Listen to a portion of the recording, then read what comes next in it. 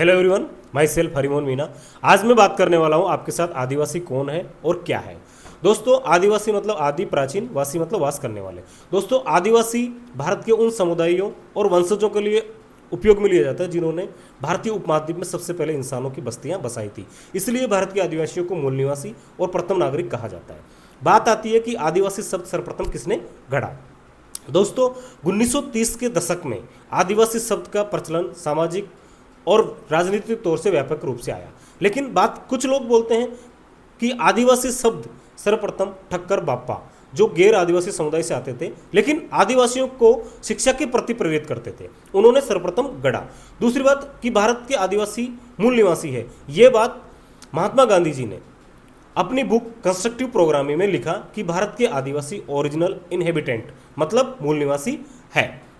दूसरी बात, आदिवासी शब्द अंग्रेजी शब्द एबोरिजिनल के समानार्थी है, मतलब आदिवासी शब्द जनजातीय हो गया और एबोरिजिनल को शेड्यूल ट्राइब कहा गया। इस तरीके से कुछ लोग बोलते हैं कि 1930 के दशक में झारखंड में जो जनजातीय आंदोलन चल रहा था, वहां से इस शब्द की उत्पत्ति हुई।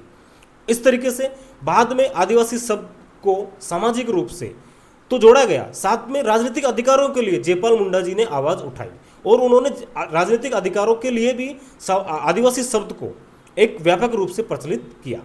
जब 1948 में संविधान सभा थी, तब जयपाल मुंडा जी ने आदिवासियों को जनजाति तथा एबोरिजिनल को शेड्यूल ट्राइब संविधान में लिख रहे थे, तब बाबा साहब से भी उन्होंने विरोध किया था। उस टाइम बाबा साहब ने समझा कि शेड्यूल ट्राइब और जनजातीय एक कानूनी शब्द है, इसलिए इसको लिया जाए। इस तरीके से कहा जाता है कि आदिवासी एबोरिजिनल के समानार्थी शब्द है, साथ में आदिवासियों को संविधान में जनजातीय और एबोरिजिनल को शेड्यूल ट्राइब कहा गया। धन्यवाद दोस्तों, जोहार।